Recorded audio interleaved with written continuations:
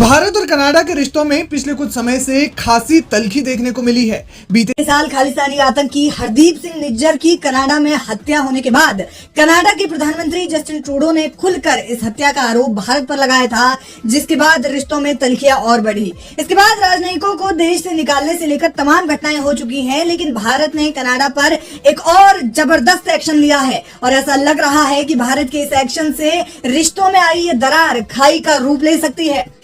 दरअसल भारत ने कनाडा के 6 राजनयिकों को देश से निष्कासित कर दिया है और उन्हें नई दिल्ली छोड़ने के लिए महज 5 दिनों का समय दिया गया है। यानी भारत में अपनी सेवाएं दे रहे कनाडाई राजनयिकों को भारत ने 19 अक्टूबर रात 11:59 से पहले तक नई दिल्ली छोड़ने की मोहलत दी है। इन कनाडाई राजनयिकों में वाणिज्य दूत मैरी कैथरीन जोली, प्रथम वाणिज्य दूत पॉल एरजुएला, उच्चायुक्त स्टीवर्ट रॉस व्हीलर, उप उच्चायुक्त पैट्रिक हेबर्ट, प्रथम वाणिज्य दूत लैंड रॉस डेविड ट्राइटस और इसके अलावा एडम जेम्स शामिल हैं। भारत ने ये एक्शन तब लिया है जब कनाडा ने निज्जर की हत्या के मामले में भारत पर एक नया आरोप लगाया। कनाडा ने हरदीप सिंह निज्जर मामले में भारतीय उच्चायुक्त संजय कुमार वर्मा की संलिप्तता का आरोप लगाया।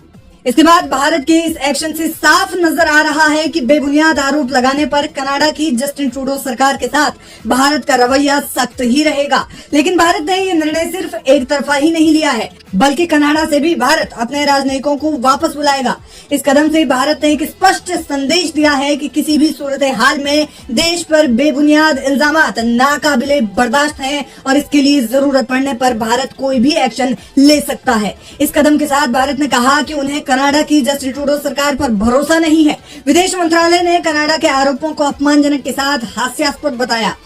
विदेश मंत्रालय द्वारा जारी किए गए बयान में कहा गया, कनाडा में भारतीय उच्चायुक्त और अन्य राजनयिकों और अधिकारियों को आधारहीन निशाना बनाना पूरी तरह से अस्वीकार्य है। ये रेखांकित किया गया है कि उग्रवाद और हिंसा के माहौल में ट्रूडो सरकार के कार्यों ने उनकी सुरक्षा को खतरे में डाल दिया। हमें उनकी सुरक्षा सुनिश्चित करने की वर्तमान कनाडाई सरकार की प्रतिबद्धता पर कोई भरोसा नहीं है। इसलिए भारत सरकार ने उच्चायुक्त और अन्य लक्षित राजनयिकों और अधिकारियों को वापस बुलाने का फैसला लिया है। ये भी बताया गया है कि भारत के खिलाफ उग्रवाद, हिंसा और अलगाववाद के लिए ट्रूडो सरकार के समर्थन के जवाब में भारत आगे कदम उठाने का अधिकार सुरक्षित रखता है।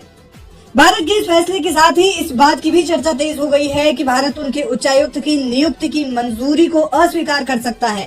कनाडा ने हाल ही में क्रिस्टोफर कूटर को दिल्ली में उच्चायुक्त बनाया, लेकिन इस नियुक्ति पर भी संशय के बादल मंडराने लगे हैं। आपको बता दें कि भारत और कनाडा के बीच पिछले साल से तनातनी चल रही है, लेकिन संबंधों में नई गिरावट तब आई जब कनाडा ने निज्जर हत्याकांड में अपनी हालिया जांच में भारतीय उच्चायुक्त संजय कुमार वर्मा को पर्सन ऑफ इंटरेस्ट के रूप में लिंक किया और अब इस मामले में भारत ने एक नया एक्शन लेते हुए कनाडा के 6 राजनयिकों को देश से निष्कासित कर दिया है।